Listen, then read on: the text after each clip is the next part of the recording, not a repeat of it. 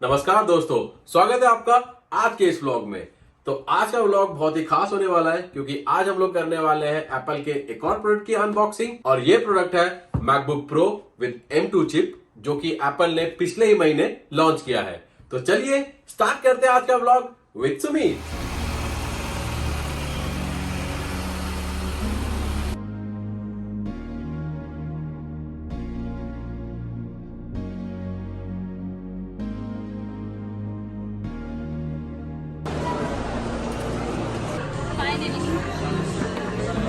तो ईशा हैप्पी हो?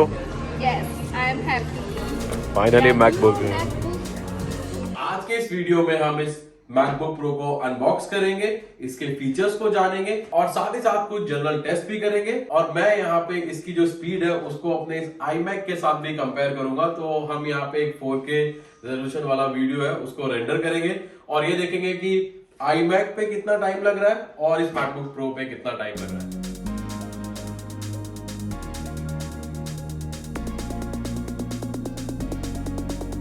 इसको अनबॉक्स करने से पहले आपको इसके बारे में बता देता हूं। तो ये मैकबुक प्रो 13 इंच है और ये M2 चिप के साथ है, जैसा कि मैंने आपको वीडियो में पहले बताया था। हालांकि मैंने इसे कॉन्फ़िगर भी किया है, तो ये स्टैंडर्ड कॉन्फ़िगरेशन वाला नहीं है। इसमें मैंने जो इसकी रैम है उसको 16 GB किया है और जो SSD है वो 1 TB की है। इसके अलावा जो इसमें बेसिक फीचर्स है, जो बेसिक फंक्शंस है, वो सारे इसमें वैसे के वैसे ही हैं। बात करते हैं इसके बॉक्स की। तो जो बॉक्स है वो वैसा ही पुराना सा ही बॉक्स है, जैसा मतलब अगर आप लोगों ने पहले मैकबुक लिया है तो आप उसमें भी देखेंगे तो उसमें कोई चेंज नहीं है। लेकिन जो एक अच्छी बात यह है कि जो एप्पल के प्रोडक्ट की जो बॉक्सिंग होती है ना, वो कंपैरेटिवली जो बाकी प्रोडक्ट्स आते हैं, बाकी जो लैपटॉप्स या मोबाइल किसी को भी ले लो, उनसे बहुत ही ज्यादा अलग होती है, बहुत ही ज्यादा सुंदर होती है। तो सबसे पहले ये बड़ी मजेदार चीज है इसमें ना, यहाँ पर ये ऐसे है और ये प्यार से आप खींच दो और ये पूरा ये यहाँ पे ऐसे उतर जाएगी।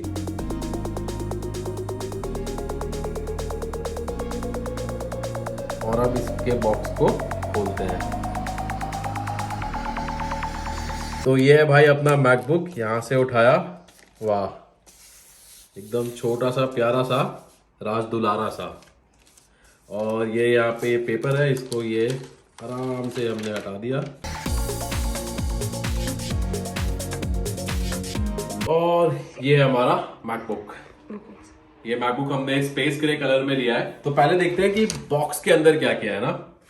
तो जैसे मैंने बताया था ना, ये मतलब जो इसकी जो बॉक्सिंग है ये सेम है। मतलब आपको मैकबुक आप कोई भी लोगे, या एयर लो या प्रो लो, 14, 13, 16 जो भी इंच लोगे, आपको इसमें कोई फर्क नजर नहीं आएगा। तो सबसे पहले तो यही कार्ड है, इसमें लिखा है design by apple in California. और इसके अंदर अब तो पता चली गया, इतने काफी प्रोडक्ट ले लिए हमने एप्पल्स के, तो पता ही है। तो सबसे जरूरी ये जो इसका कलेक्शन मैंने स्टार्ट किया है ये स्टिकर्स का। तो ये मेरा 8वां है ना, नहीं मतलब वैसे चौथा, अगर दोनों को मिला दे तो ये 8 हो जाएंगे मेरे पास एप्पल के स्टिकर। थोड़ी इसकी यूजर गाइड है और भी कुछ चीजें जो मैंने आज तक नहीं पढ़ी, आगे भी नहीं पढ़ने का कोई प्लान है। इसके अंदर और तो कुछ नहीं है, तो इसको हम साइड में रख देते हैं। और इसके अलावा इसके अंदर ये चार्जर है, क्योंकि हमने यहाँ जर्मनी में लिया है तो इसीलिए ये यूरोपियन चार्जर है ना। तो इसके ऊपर ये पेपर था, हट गया। तो ये इसको भी इन्होंने अच्छे से कवर करके दिया हुआ है, बिल्कुल शानदार तरीके से। तो इसको भी हटा देते हैं। तो ये सही चीज है। अगर मान लीजिए आप यूएस वगैरह जाते हैं, किसी और मतलब इंडिया वगैरह जाते हैं, तो आपको बस केवल ये पिन्स लेने की जरूरत है, बाकी तो आई थिंक ये काम करना चाहिए। तो इसे वापस लगा देता हूँ।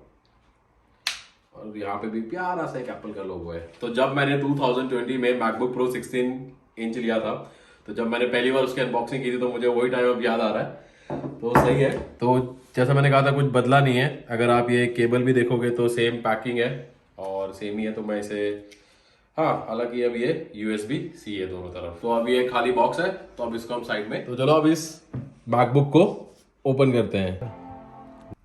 वाह, तो ये स्टार्ट हुआ है ऑलरेडी और ये हर लैंग्वेज में हेलो लिखा आ रहा है। तो आप यहाँ पे जब स्पेस बार दबा दोगे तो वो बंद हो जाएगा, नहीं तो वो हर लैंग्वेज में हेलो लिखा आएगा। या तो जैसा आपने सुन लिया, तो अभी हमें इसे सेट करना होगा। तो मैं इसकी पहले सेटिंग कर देता हूँ और फिर हम इस व्लॉग को आगे बढ़ाते हैं।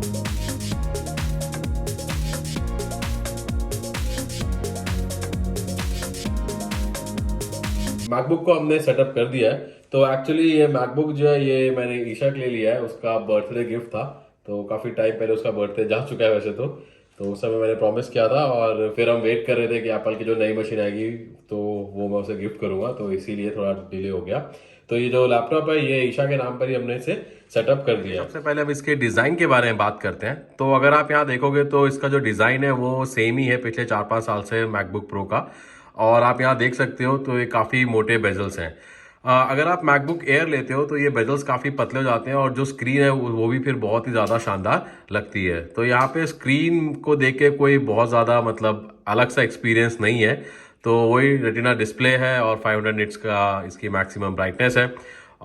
सिंपल कहा जाए तो पुराना ही मॉडल है एटलीस्ट स्क्रीन के डिजाइन में। अगर हम कीबोर्ड की बात करें तो यहाँ पे आप देख सकते हो कि जो यहाँ पे टच स्क्रीन भी है। पहले एप्पल ने जो इसके पहले वाले मॉडल्स निकाले थे उसमें एप्पल ने टच स्क्रीन को हटा दिया था और वहाँ पे बटन्स लगा दिए थे, लेकिन अभी इस 13 इंच के मॉडल में वापस से टच स्क्रीन को दिया है। और साथ ही साथ आप कोने में यहाँ पे टच आईडी भी देख सकते हो। कीज और जो टच पैड है उसमें भी कोई नया एक्सपीरियंस नहीं है। तो हालांकि जो पुराना है वो भी काफ़ी अच्छा एक्सपीरियंस है, लेकिन मैं बस उसे कंपेयर कर रहा हूँ 2018-19 से। तो उस पॉइंट ऑफ व्यू से कोई ज़्यादा यहाँ पे फ़र्क आपको नज़र नहीं आएगा। तो अब हम यहाँ पे इसका कैमरा टेस्ट कर रहे हैं और साथ ही साथ इसका जो इनबिल्ट माइक है उसको भी टेस्ट कर रहे हैं। तो ये डायरेक्टली मैं अभी रिकॉर्ड कर रहा हूँ इस मैकबुक प्रो पर। तो जो मैकबुक प्रो 13 इंच है M2 चिप के साथ, तो आप देख सकते हो जो कैमरा है वो 720 पिक्सल का है। तो बहुत ज़्यादा अच्छी क्वालिटी नहीं है मेरे हिसाब से। 2022 में ये लैपटॉप रिलीज़ हुआ है और एप्पल को अब एटलीस्ट अपने जो स्टैंडर्ड कैमरा है वो एटलीस्ट 1080 पिक्सल के तो देने ही चाहिए। तो ये थोड़ा सा मेरा डिसअपॉइंटमेंट है कि अभी भी एप्पल जो है कुछ मॉडल्स पे अपना 720 पिक्सल कैमरा ही शो कर रहा है। तो आप यहाँ पे रिकॉर्डिंग देख सकते हो। साथ ही साथ ये क्योंकि अभी मैंने कोई माइक नहीं यूज़ कर रहा हूँ तो डायरेक्टली ये मैकबुक के माइक से ही रिकॉर्ड हो रहा है ऑडियो। तो आप यहाँ पे भी वॉइस देख सकते हो कि कितनी ज़्यादा अलग है या फिर उसका एक्सपीरियंस कैसा है। अगर हम पोर्ट्स की बात करें तो मैकबुक प्रो इस 13 इंच में केवल 2 ही ये थंडरबोल्ट पोर्ट्स दिए हैं और ये पोर्ट्स आप चार्जिंग के लिए, डिस्प्ले के लिए और बाकी किसी भी मल्टी पोर्ट अडेप्टर को यूज करने के लिए इस्तेमाल कर सकते हैं। इसके अलावा ये एक 3.5 mm का हेडफोन जैक पोर्ट दिया हुआ है। इस मशीन में केवल 2 थंडरबोल्ट पोर्ट है और अगर आप चाहते हो अपनी इस मशीन को मान लो किसी दूसरे मॉनिटर से कनेक्ट करना वाया HDMI या फिर अगर आप इसमें USB-B को कनेक्ट करना चाहते हो तो आपको फिर एक अडेप्टर लेना होगा। चाहो तो आप अमेजोन से भी ले सकते हो। अमेजोन पे आपको बहुत सारी कंपनियां दिख जाएंगी जो कि आपको मतलब जो अडेप्टर बेचती हैं या बनाती हैं। इसके अलावा अगर आप चाहें तो आप एप्पल से भी मल्टीपोर्ट अडेप्टर खरीद सकते हैं। तो मैंने यहाँ पर ये मल्टीपोर्ट अडेप्टर लिया है। तो जैसे आप इसमें देख सकते हो तो ये है नॉर्मल USB-B पोर्ट। अगर आप मान लो पेन ड्राइव वगैरह यूज कर रहे हो या फिर अगर आपको माउस वगैरह यूज करना है, मतलब एप्पल का माउस नहीं, जो अलग से USB वाले माउस आते हैं उनके लिए। ये जो दूसरा है ये HDMI पोर्ट है, तो आप इसे यूज कर सकते हो किसी दूसरे मॉनिटर से कनेक्ट करने के लिए अपनी मैकबुक मशीन को। और जो ये तीसरा पोर्ट है USB-C पोर्ट है। तो अभी तक हमने इसकी अनबॉक्सिंग कर ली है, हमने इसके डिजाइन के बारे में बात कर ली है जिसमें मैंने आपको ऑलरेडी बता दिया है कि डिजाइन वाइज बहुत ज्यादा चेंज नहीं है टू बी वेरी ऑनेस्ट। मतलब आपको इस मशीन को देख के कुछ ऐसा फील नहीं आएगा कि आपने कोई कुछ अलग लिया है ना। अगर आप 2020 में 19 में 18 में अगर आपने मैकबुक लिया तो वो फील सेम ही आएगा एक्सेप्ट मैकबुक एयर। अगर आप मैकबुक एयर लेते हो तो वहां पे इसमें बताया बेजल साइज काफी कम हो जाता है तो बहुत ही अच्छा दिखता है ना। तो यहाँ पे तो मुझे वैसी कोई फील अभी तक आई नहीं है। और साथ में हमने इसके कुछ मतलब जो फीचर्स रहते हैं, फॉर एग्जांपल हमने कैमरा देख लिया, हमने इसका माइक भी देख लिया, साथ ही साथ जब आपने वो ऑडियो सुना था तो इसके स्पीकर से ही था तो हमने इसके स्पीकर को भी टेस्ट कर लिया। तो अब हम जो अगला टेस्ट करने वाले हैं वो अब हम एक 4K वीडियो को रेंडर करेंगे। तो हम इसके लिए फाइनल कट प्रो यूज करेंगे और मेरे पास एक छोटी सी 4K फुटेज है तो मैं उस फुटेज को यहाँ पर भी रेंडर करूंगा और अपने असाइनमेंट पे भी रेंडर करूंगा। और जो मैं बेसिक टेस्ट करना चाहता हूँ बस मैं देखना चाहता हूँ कि कितना टाइम लगता है ना। और हम ज्यादा लेयर्स नहीं रखेंगे, मैंने 3 लेयर्स का प्लान किया है कि 3 वीडियोस की लेयर रहेंगी और एक ऑडियो की लेयर रहेगी।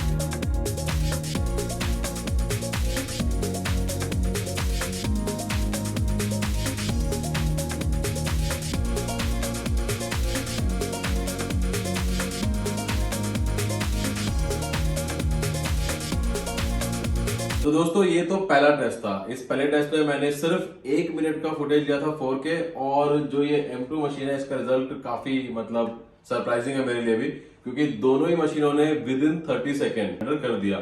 iMac थोड़ा सा फास्ट था, कपल ऑफ सेकेंड्स, लेकिन अगर मैं देखूं तो M2 मशीन जो है ये उतनी स्लो नहीं थी। अब मैं इसका अगला टेस्ट करूंगा। मैं यहाँ पे 30 मिनट के वीडियो को रेंडर करूंगा दोनों पे।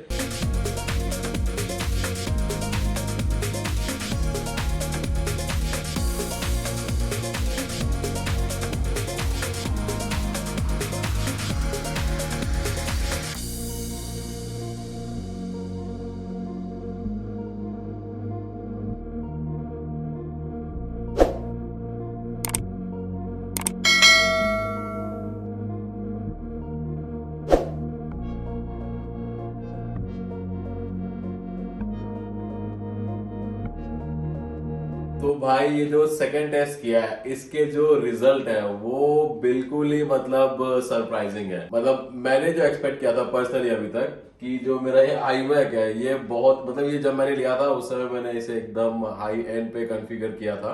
जैसे मैंने आपको पहले ही बताया कि इसमें 128 GB रैम है, जो उसमें मैक्सिमम रैम इसमें अवेलेबल थी, और इसमें 16 GB का AMD Radeon का ग्राफिक्स कार्ड है।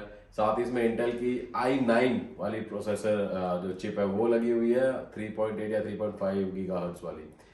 तो मुझे ये उम्मीद थी कि एटलीस्ट ये जो है ये बहुत ही जल्दी रेंडर करेगा, और ये जो छोटा सा हमारा मैकबुक है M2 चिप वाला ये थोड़ा टाइम लेगा। और मेरा टेस्ट करने का पर्पस ये था, ये देखने के लिए कि ये कितना स्लो है ना।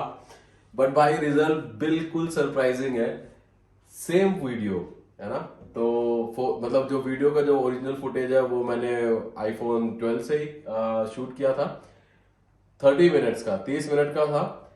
और मतलब जो ऑडियो फाइल है वो भी दोनों में सेम है। मैंने एप्पल से ही एक साउंड इफेक्ट की फाइल ले ली थी, और जो मैंने फॉर्मेट जिस फॉर्मेट मैंने इसको एक्सपोर्ट किया है वो डिफॉल्ट फॉर्मेट था। तो जो साइज था वो भी सेम था, मतलब अराउंड 267 GB का जो डेटा था जो वो एक्सपोर्ट होता, तो 267 GB का डेटा है दोनों के लिए, सब कुछ सेम था। और सबसे पहले तो मैं बताता हूं कि सबसे पहले आपको टाइम दिखाता हूं ना, तो ये है 21 मिनट 36 सेकेंड ना, क्योंकि मैंने मैनुअली इसे स्टार्ट और स्टॉप किया है तो कुछ 2-4 सेकेंड का आगे पीछे हो सकता है, लेकिन आप मान के चलो 21 मिनट चलो 35 सेकेंड, तो 21 मिनट 35 सेकेंड ये जो है ये वो टाइम है जो कि इन दोनों में से किसी एक ने लिया था इसको कंप्लीट करने के लिए, वीडियो को कंप्लीटली रेंडर करने के लिए। और ये जो टाइम है ये लिया है iMac ने। तो iMac ने 30 मिनट का 4K वीडियो को रेंडर किया 21 मिनट्स 35 सेकेंड अप्रोक्सीमेट। और भाई ये मैकबुक ने इसने सिर्फ 14 मिनट है ना, 14 मिनट में पूरा का पूरा वीडियो रेंडर करके दे दिया। हमने इस मैकबुक मशीन की परफॉर्मेंस भी चेक कर ली है, और हमने इसे कंपेयर भी कर लिया है अपने इस 2020 iMac के मॉडल से जिसमें इंटेल की चिप है। अब यहाँ पे थोड़ी बात कर लेते हैं प्राइसिंग की। तो ये जो मैकबुक है इसका जो कॉस्ट मुझे पड़ा है वो पड़ा है 1,89,900 रुपीज का, क्योंकि ये कॉन्फ़िगर्ड है जैसे मैंने आपको पहले बताया था। तो इसमें 16 GB की रैम है, और जो इसकी SSD है वो 1 TB की है, तो जिसकी वजह से थोड़े से प्राइस इसके बढ़ गए हैं। अब हम यहाँ पे बात करते हैं कि क्या आपको ये मैकबुक प्रो लेना चाहिए कि नहीं लेना चाहिए। तो सबसे पहले तो हम बात करते हैं कि अगर आपके पास कोई पुरानी मैकबुक की मशीन है, फॉर एग्जांपल अगर आपके पास M1 Pro या M1 Max है, तो उस सेंस में आपको इसको अभी खरीदने की जरूरत बिल्कुल नहीं है, क्योंकि ये जो M2 चिप है ये M1 चिप से तो बहुत फास्ट है। तो अगर आप उससे कंपेयर करोगे तो इतना भी ज्यादा मतलब बहुत ही ज्यादा अलग सा एक्सपीरियंस नहीं है।